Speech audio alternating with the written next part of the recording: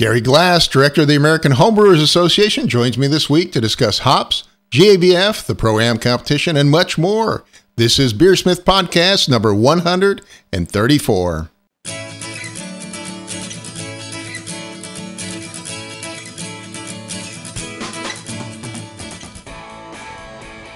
This is BeerSmith Podcast number 134, and it's late September 2016. Gary Glass, the director of the AHA, joins me to discuss hops, GABF, Brew Guru, and much more. A quick reminder to subscribe to my newsletter, which now has over 63,000 subscribers. Join by entering your email address and name in the right side at beersmith.com, and I'll send you an article on homebrewing every week. Thank you to this week's sponsors, Craft Beer and Brewing Magazine. They're running an amazing deal right now. It's only $19.99 for a year-long subscription or $17.99 for the digital edition. Every issue of Craft Beer and Brewing Magazine is packed with articles for homebrewers and beer lovers. And I've started writing a question and answer column for them. Take advantage of their special deal at beerandbrewing.com. Again, that's beerandbrewing.com. And also Anvil, a new line of affordable brewing equipment from Blickman Engineering. This week, we're highlighting Anvil's Ferment in the Kettle kit that converts your Anvil kettle into a fermenter. It comes with a silicone lid seal for the perfect fit. You can use your Anvil dip tube as a sediment-free racking cane. Ferment and brew in a single kettle with Anvil. Learn more about Anvil at anvilbrewing.com. And now let's jump into this week's episode. Today on the show, Gary Glass, director of the American Homebrewers Association, joins me to talk about the AHA, the state of homebrewing, and what's new in homebrewing. Gary is director of the 40,000-member Homebrewers Association and is also active in the parent Brewers Association. Gary, it's great to have you back on the show. Great to be with you, Brad. So how are things out in Colorado? Good, I hope? Yeah, fantastic. We've got a big event coming up next week, so we're gearing up for that. I've heard of that event. I think we'll talk about it in just a minute. Yeah. GABF, right? That's right. Awesome. Well, let's see. We had you on, I think it was last spring, to talk about the AHA and Homebrew Con, which was held in June in Baltimore. You and I were both there. Yeah. What was your take on this year's Homebrew Con? I thought it was fantastic. I think it was one of the best we've ever had. 3,100 attendees. We were right in downtown, or in the inner harbor of Baltimore, which was just a great location for it. Lots of beer bars and breweries, but great speakers. We actually had the governor of Maryland, Larry Hogan, show up, as well as Senator Ben Cardin. So some pretty heavy hitters are taking notice of what's going on with homebrewing. So that was a first to have such high-level politicians show up for a Homebrew Con. So that was pretty exciting. I think it was one of the largest ones too, right? Yeah, we had 3,100 attendees, which is second only to Philadelphia from a couple of years back. But yeah, it was definitely one of the biggest we've ever had. And next year, I think we're going to looks like Minneapolis. Is that right? Yeah, we'll be going to the Twin Cities. June 15th through the 17th at the Minneapolis Convention Center. Really excited about this conference. Lots of great things happening out there. We've got some pretty serious homebrewers in the area. The St. Paul Homebrewers Club has won Homebrew Club of the Year multiple years in a row. And I'm quite certain that they have the highest per capita past AHA Mead Makers of the Year in the Twin Cities area. So lots of great mead. Of course, Minneapolis is also home to Northern Brewer and Midwest Homebrew Supplies. So two of the largest homebrew supply shops in the country are there. Surly Brewing Company, which I'm sure most people have probably heard of, makes fantastic beer. They have a beautiful new brewery that's right in the area as well. From what I've been told, the light rail line that goes right past the convention center has a beer destination on every single stop. So you can walk a few blocks to the light rail station, hop on a train, and be in a new beer destination every single stop on the way. So that's pretty awesome. RAR just opened a new malting facility just outside of Minneapolis at Shakopee. It's I believe now the world's largest, or one of the world's largest single site malting facilities. So that'll be something to check out. But yeah, I'm very excited to be in Minneapolis next year. I am looking forward to it as well. You also mentioned to me that you took a recent trip to Yakima Valley in Washington, where a significant portion of the U.S. hops are grown. What'd you see out there, Gary? I've been fortunate to be invited by YCH Hops to speak at their annual Hop and Brew School for the past several years. YCH, or that part of the country, Yakima Valley, is one of the world's largest producers of hops. If not, it might actually now have Washington State, and might have surpassed Germany in terms of total hop production. So it's a really great opportunity to see these absolutely enormous hop farms, 1,500 acre hop farms, along with all the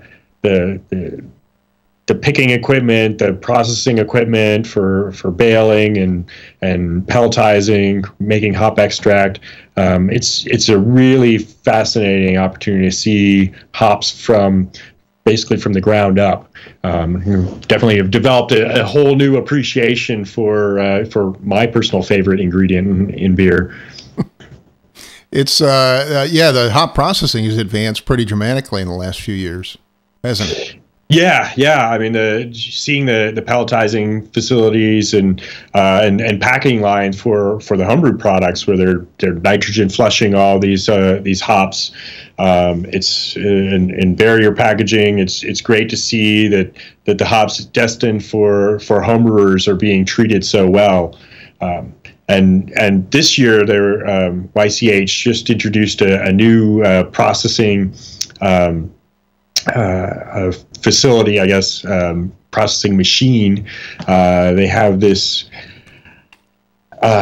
machine that uses nitrogen to freeze whole hops and then separate out the lupulin glands from those hops, producing what they're calling lupulin powder, which contains most of the alpha acids, most of the oils from the hops themselves, but minus all of that, the flower and plant material. So you get all of that flavor and aroma without the additional vegetal component, as well as without the loss to trub from those whole hops. So it's a pretty cool new product. And then the after the lupulin powder is removed, the hops that are left is a whole nother product, which they're calling what is it called? Debittered leaf. So what the YCH says is that this debittered leaf is very similar in quality to low alpha variety noble hops. I haven't had a chance to play around with either of them. Just saw them last month, so totally excited about this new products. It's probably going to be 2 or 3 years before these are available to homebrewers, but they're just coming online for the pros, and something to look forward to. So is this kind of like a CO2 extract then, the powder you're talking about? It's not a CO2 extract, which is something completely separate. But I mean, it's similar, right? Similar in concept, or no? I guess it's similar in concept. Yeah, that you're not having to deal with the vegetal content of the hops. You're just getting the stuff we use, the alpha acids and the oils. So yeah, I mean, it comes in a powder form, very easy to package. So less shipping costs because you're not dealing with all that plant matter, and then the increase in yield. I can't remember what they said. It was something like on the order of like 9 to 11% increase in yield because you're not losing work to all that vegetable material going into your kettle or fermenter. Very cool. So I assume it's concentrated too, the powder, probably, right? Right. Yeah. I mean, so it's it's just the lupulin glands, and so you're dosing with a lot less mass than you would if you had whole hops or pellets. Do the hop oils come in the powder too, or do the hop oils carry over into the other portion, the other product? Yeah, the hop oils are in the lupulin powder, but of course there is still some left in the remaining leaf itself, and so that's why that's a whole nother product. And I'll be honest, I'm a little skeptical about it, but if they're saying that it's similar to noble hops, having those hops that are grown, I mean, they're using like Simcoe and Mosaic, and to have something starting as Mosaic that comes out on the other end tasting like Hallertau, that's pretty exciting. Like if there's a domestic product that has those noble characters and it's potentially less expensive, less weight, that's a pretty cool thing. And while you were out there, did you happen to talk a little bit about some of the new hop varieties coming out or new hop flavors coming out? Yeah, over the years, I've had a lot of opportunity to sample some experimental hops and see what's coming up on the horizon. Obviously, we've been seeing a lot of new flavors with tropical fruits and berries. There's some new hops out there that carry over a flavor and aroma similar to wood aged beer, which is kind of crazy that you would get hops that taste like wood. Diesel is another one that sounds like it should be terrible, but actually works really well. And if it has other components to it, diesel fuel, huh? Diesel fuel, yeah, I've had some beer that tasted like diesel fuel, but it wasn't particularly good. Well, you don't want that exclusively, but surprisingly, with other hop, characteristics, it can actually enhance some beers. But yeah, you wouldn't want to have that exclusively diesel. I don't think. Maybe somebody they're really into like working on cars or something. They would want their beer that tastes like their garage. I don't know. I guess so. Maybe. I'm not sure. Well, did you see anything else while you're out there in Yakima? Do you want to mention? Every year we go out and we get to see hops being harvested. I think the thing that's so impressive to me with going out there and seeing experimental hop varieties and things like that is just how capital intensive it is, as well as labor intensive. It's a ton of work, and just the knowledge of the hop farmers to be able to produce this product efficiently is really astounding, because there's so many different pests and diseases and things that they have to worry about, as well as yields and it's a very complicated business, and every year I go out there and I'm excited to see it, but it always reinforces that I'm really glad I'm not a hop farmer. Let somebody who knows what they're doing do that. Well, farming is highly automated now too, right? A lot of it. In some ways, yes. In some ways, not so much. I would say that some of the farms. I've been on a couple of 1,500 acre farms. And they've started utilizing sensors for irrigation and things like that, so that they're using their water efficiently. There's some new processing facilities where they're drying the hops and using highly automated systems for figuring out just how hot they can run their dryers and. So there's been a lot of automation that's been introduced to ensure that the end product is better for the brewers. Cool. Well, I wanted to talk for a minute about, you mentioned it earlier, GABF is coming up next week, which of course the AHA is part of the Brewers Association, right? Right. Yep. The AHA is a division of the Brewers Association, which is we have our sister division, Brewers Association Professional Division for commercial breweries. Perhaps little known fact that the Great American Beer Festival originated with the American Homebrewers Association before we started the offshoot for professionals. That doesn't surprise me at all, really. It was the AHA that created this event, and back in the early '80s when Charlie Papazian started the Great American Beer Festival, there weren't other festivals where there were multiple breweries. there might be festivals with, some of the major brewers that were just featuring their products, but this is a whole new concept for the United States to have multiple breweries in the same room. So a very cool thing, founded by the American Homebrewers Association. Now it's absolutely enormous. It kind of dwarfs the Homebrew Con, right?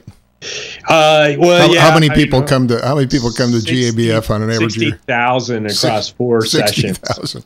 Yeah, well, and this year we have 780 breweries that will be in the festival hall serving 3,800 different beers. So there's absolutely nothing else like it. It's the widest variety of American beers served at one time anywhere in the world. So, Gary, I assume you got your golf card and you're going to check off all 3,800, right? No, not quite. It's obviously probably impossible, right? Yeah, anybody who is an experienced beer drinker would know that that's not a good idea to make that attempt, because, well, for one thing, you're guaranteed to fail, and probably not going to have a very good time. 3,800, that's incredible. Yeah, you have to go into that hall with a plan. So either you're selecting out specific styles or specific breweries you want to hit, or specific parts of the country. But yeah, very good idea to have a plan going into Great American Beer Festival. You have a great app for it, so that makes it easy, and the app includes various tours and things like that. So that's an awesome way to plan out your festival. So starting at the beginning, though, what is the GABF really all about? Well, it's about showcasing American craft beer primarily. So there's the public-facing event that's taking place October 6th through the 8th. But there's also the competition side of it. So it's the world's largest commercial beer competition, and that's being judged during the week of Great American Beer Festival, and then we'll have the award ceremony for the entries in the competition taking place on Saturday during the festival. Are they still running their own style guide, the GABF styles for the competition? Yeah. The Brewers Association has a style guideline specifically for the Great American Beer Festival, as well as World Beer Cup. I just thought it was interesting that they don't use the normal one, BJCP one.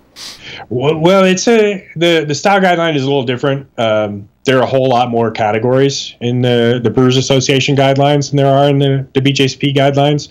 And those guidelines are updated every year based on feedback from the brewers as well as feedback from the judges. So it's very much a living document, and it's more focused on what's out there in the commercial market. Cool. Well, I wanted to talk about one of the competitions, of course, which is the ProAm competition, very closely related to homebrewers, right? Right. Yeah. So for I think this is the 11th or 12th year that we've had the ProAm competition as part of the Great American Beer Festival. And that's basically kind of a celebration of the close ties between America's homebrewers and the professional brewing community. I said that the AHA founded the Great American Beer Festival. I mean, that's a great example of homebrewers supporting the commercial brewing, the commercial brewers in this country. And of course, a lot of commercial brewers are homebrewers or started as homebrewers, right? Right. Yeah. I mean, certainly the vast majority of breweries in this country were started by homebrewers, and certainly most of the people who make their living brewing beer got started as homebrewers. So, yeah, obvious, very close ties between the professionals and the amateurs in this country. So this competition, breweries take award-winning recipes from members of the American Homebrewers Association, brew them at their brewery, and then enter them into the GABF ProAm competition, and then judged by GABF judges. This year we've got the AHA actually running a preliminary competition, narrow the 91 entries that we've got down to 24 that will be that will then go to the GABF judging. Awesome. Well, I wanted to talk for a minute about the relationship between pro brewers and home brewers. It seems to be stronger than ever. What are some of the examples you've seen as head of the AHA of activities that are going on between home brewers, craft brewers, pro brewers? I think a great example would be the AHA rallies that we do. We get breweries to host local homebrewers at these events where they open their doors, do VIP tours of the brewery, free samples of their beers to homebrewers. Usually there's some food. We do raffles. Just a great example, and we do like 10 or 15 of these a year. We've done up to 40 in a year. But there's breweries all over the country that come to us wanting to host their local homebrewing community. So I think those are great examples of how commercial brewers recognize that their local homebrewers are their biggest supporters. So we've got a few of those coming up in October. One at Allagash on the 13th in Portland, Maine. Heretic Brewing Company in Fairfield, California on the 29th, and then Live Oak Brewing Company just outside of Austin also on the 29th. Yeah, I've also been speaking at a number of homebrew clubs, and it seems like about half of them meet at a craft beer place somewhere. Yeah, I mean it's a natural relationship for a brewery to open their doors to a homebrew club. Frequently, the people who open the brewery or some of the brewers at the brewery might be members of the club, and then the bringing those homebrewers in. Obviously, they're gonna have some of the brewery's beers as well as their homebrewers. So it seems like an obvious fit. And another big event you have coming up is Learn to Homebrew Day. It's November 5th this year, right? Can you tell us a little bit about that? Right. Yeah. So every year on the first Saturday in November, we host Learn to Homebrew Day, which is kind of an opportunity for homebrewers to teach their friends, family, neighbors how to homebrew. So we can hopefully bring a few more people into the hobby and keep homebrewing vibrant and alive, and bring some new customers to the local homebrew shop. It's always a good thing to have more homebrewers out there. So this is a great opportunity to do that. Last year we had 6,000 people from all across the world. We had Learn to Homebrew Day sites in 10 different countries all across the world. So it's not just here in the United States. It's everywhere. But a great opportunity to share our love of homebrewing. Anybody can go to the events section on homebrewersassociation.org and sign up a site. You can choose if you want that site to be public or not. But we want as many sites as possible. Hopefully, set a new record for participation in this year's Learn to Homebrew Day. Awesome! Looking forward to it. Well, in addition to all the events, you've been working pretty hard on trying to get some new legislation approved. A couple of years ago, we finally got the right to homebrew in all 50 states, but now we've started having problems creeping up with where you can serve your homebrew, right? Yeah. Seems like it wasn't a big deal a couple of years ago, but now all of a sudden everybody's pushing on it.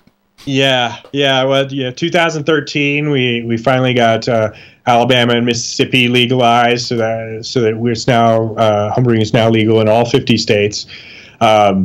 But since then, we've had a lot of other issues that have crept up. In some cases, it's been homebrew laws that date back to the repeal of prohibition. So even before it was federally legalized, some states actually legalized homebrewing.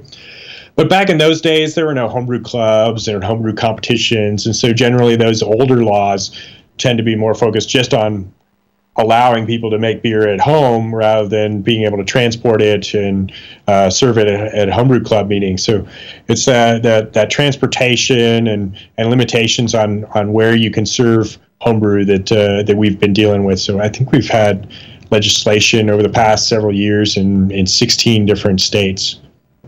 And can you go over a couple of the big laws we run into? I think one of them is quite often serving homebrew with commercial beer is not legal, right? Depending on the state. Right. Yeah. I mean, I think one of the things to keep in mind with homebrew laws, the homebrew law is usually an exception to the rest of the alcohol code, or at least to it's an exception to the requirement in the alcohol code, and every state has its own code to being licensed and paying taxes on alcohol. But these codes are enormously complicated, and so a lot of times, somewhere else in that code, even though you're allowed to make beer,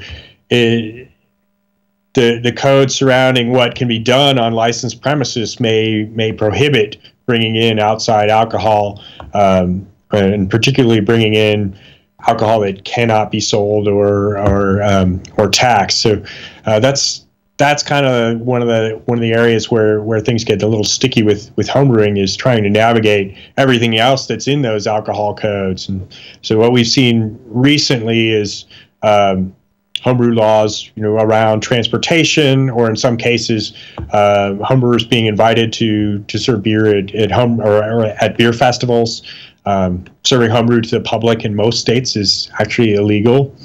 So unless your state actually has a law on the books allowing you to serve homebrew to the public at an event, particularly an event that charges a fee to get in, then it's probably not legal. Yeah, that was the other one I was going to mention, was serving beer at paid events, or events where you have even a small cover charge is a real problem in a lot of states, right? Yeah. Since by definition, by the federal law, you cannot charge anything for homebrew. If you're charging the entry fee for an event that's specifically about drinking beer, then in most states that's going to be considered a sale of homebrew, and so that's not legal. And so then you have to get a specific exemption built into the law, which isn't necessarily easy to do. And it's got to be carefully crafted so that it doesn't end up having unintended consequences. So I understand you recently got one pushed through in California, though, right? What's the exemption? Right. Yeah, just within this past week, Governor Jerry Brown signed AB 2172 in California, and that bill specifically allows for homebrew to be served at licensed facilities for homebrew club meetings and homebrew competitions. By licensed facility, I mean anything that's licensed to sell alcohol beverages by the Alcohol Beverage Control.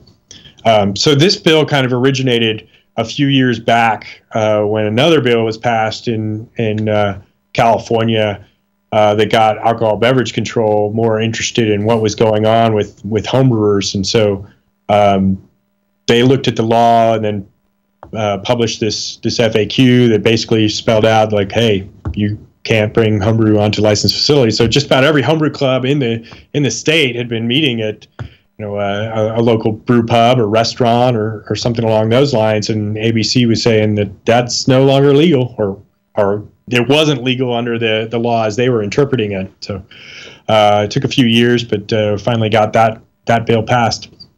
Yeah, I ran into this in Virginia just the other day. I was speaking at a homebrew club, and they had commercial beer. They were at a craft beer location, and they could serve, obviously, the craft beer there, but in order to sample the homebrew, they actually had to go to a separate location in order to sample the beer. Yeah. I mean, it's as I said, those alcohol codes are really complicated, and so finding scenarios where you can intermingle licensed, taxed alcohol that's for sale with unlicensed, untaxed alcohol that cannot be sold can be rather complicated. And so a lot of times it requires legislation to specifically address that issue. Wow. So I assume you're slowly working through all 50 states, right? We're getting there. As I said, I think we've been through 16. So, but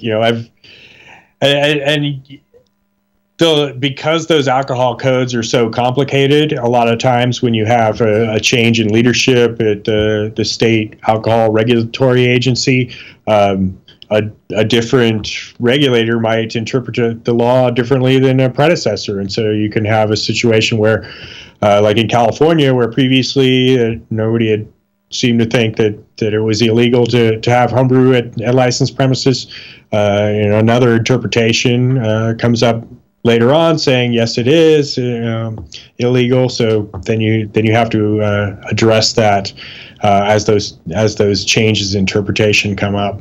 Yeah, I was thinking back to San Diego when we were there. I can't remember, it was like 5 years ago or 6 years ago. They were serving everything together, and then last time we were out there, I think they separated everything. We had to separate everything, right? Yeah. So and it was in the same location, right? The same location in California. It was the exact same hotel. In between 2011 and 2015, when we had the following conference there at that location, a bill had been passed, a well-intentioned bill that was going to allow homebrewers to donate their beer for nonprofit fundraiser events. But as part of that bill, they put in this stipulation that organizations that are specifically aimed at homebrewing can't do these kinds of events. And the way it was written basically made the Homebrew Con illegal. By the time that got passed, we'd already signed a contract with that hotel for the 2015 conference. Wow. So then we passed another law in 2014. So yeah, Homebrew law keeps me on my toes. Interesting job you have there. Yeah. Well, I wanted to bring up, I know a topic you really wanted to talk about was Brew Guru, and I've got my Brew Guru notebook here. And Yep. Got my Brew Guru hat. So maybe you can tell us about what Brew Guru is. Yeah. So we're super excited about this. It's a new initiative by the American Homebrewers Association. We launched this mobile application called Brew Guru, which is aimed at homebrewers or beer lovers. Really, primary purpose of that was to help enhance our members, the members of the American Homebrewers Association, their access to their member benefits. But it also provides a really great opportunity for people who have never been members to try out the AHA. And even if for non-members, if you download the app, it starts you off with a free 15-day trial. We don't require any credit card or there's no obligation or anything like that. So just get a free trial. But even after that trial period, if you still don't like AHA membership, you can still use the app. You just won't be able to access some of the content that's specific for members. But if you are a member, you don't have to pay, right? Right. No, it's free for anybody to download. As a member, you get access to a lot of this member-only content. So it's basically two apps in one. The first part, the part that I particularly love, is that it's got a mapping system, so a brewery locator that contains all the breweries in the Brewers Association's database, along with all the homebrew supply shops that we have in our database. Any craft beer bars that are members of the American Home or the Brewers Association, or any AHA member deal location, they're all in there. And it specifically highlights those businesses that give discounts to AHA members. So they show up differently on the map, really easy to identify. And then once you're at one of those locations or near one of those locations, it will send you a push notification letting know you're near one of those locations. You go in, you can pull up the deal. That sounds a little dangerous to me, but. Well, I mean, we have over 1,500 businesses that give discounts to members of the American Homebrewers Association. It's one of the most popular benefits. But when we survey our members, we find that they're not using them as frequently as we would like them to be. So create this app that makes it super easy. It even includes a digital member card. So if you're a member, you can pull up that digital member card. You can show your server. It'll show the name of the business as well as the discount that they offer. So it's really obvious for the server what's going on.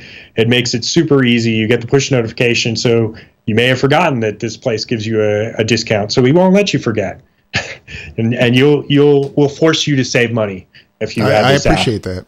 So yeah, I mean we're offering this benefit. We want to make sure people are using it because we want to make sure people are happy with their membership and continue to be members in the future. The second part of the app is content based. So with the AHA, we have all this content from Zymergy Magazine, from HomebrewsAssociation.org. We have tons of award-winning recipes So we've got all this content, but it's not necessarily easy to navigate. So we've created these curated collections of content that are available through the app, so on specific topics. So you can find the things that you're most interested in, and find these collections of content that are really easy to navigate.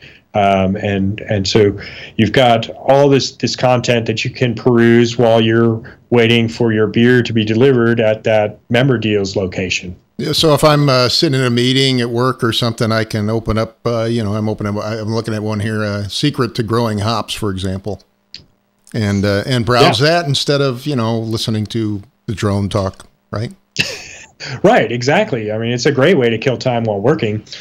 And we are actually incorporating in a release coming out very soon, some additional multimedia content. So we'll be able to include some of the Homebrew Con seminars that we've got recordings of, as well as our Zymergy Live presentations and video that we're going to incorporate. So we're going to be constantly expanding the content that's in the app. So I think it's a really awesome resource for homebrewers. And like I said, if you're not a member, it's a great opportunity to check out what homebrewing or what the AHA is all about.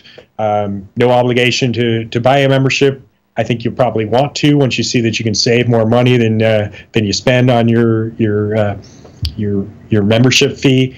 But great opportunity for sharing, and for I guess existing members, great way to share your AHA membership with somebody else. Like if you're a member, very happy with it, rather than telling somebody, well, yeah, just go on and pay $43 for a year membership.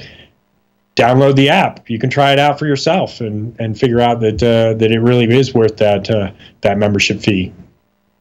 Cool. Other features? Is there anything else you want to mention about the app? Yeah, I mean, just like I said, even if you're not a member, the mapping function alone is really totally worth it, because it's the most comprehensive map of breweries anywhere. So that's really my favorite feature of it. You can save stuff. You can so if you've got a piece of content that you want to revisit, you can save it there.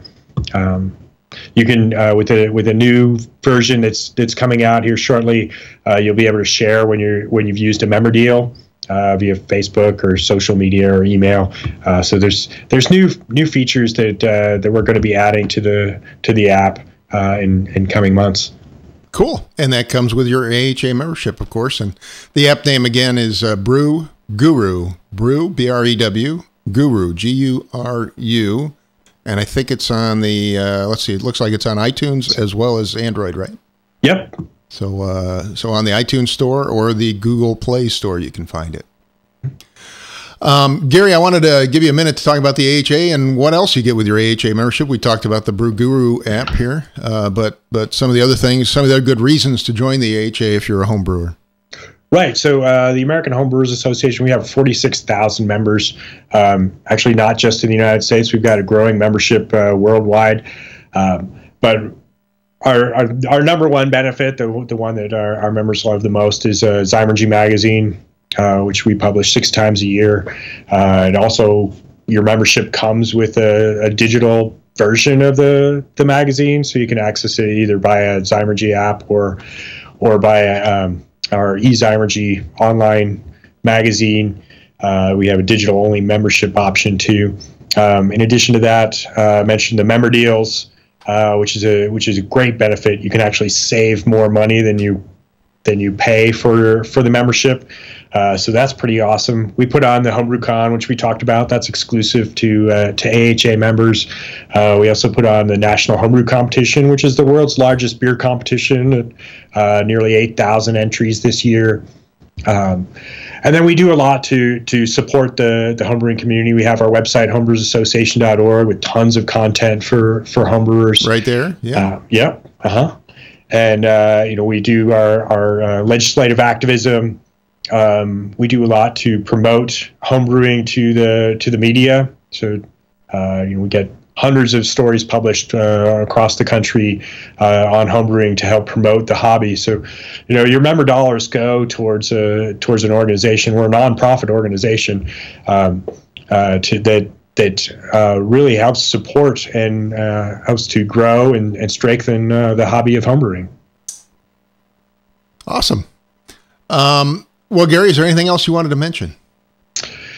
I wish we were doing this a little later in the day so I could have a beer in my hand. But it's always great to be on your show. We're recording in the morning, and Gary's still at work. Yeah. So I'm drinking coffee at the moment, but I'd be willing to bet you're having a few next week, though. Yeah. So GABF, right?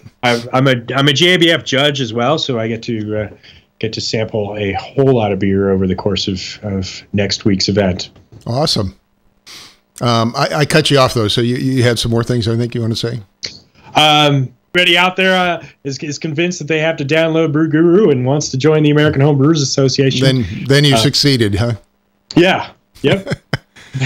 Well, Gary, I do appreciate all you do for homebrewers, and I wanted to mention that you guys have just a tremendous amount of educational material available online.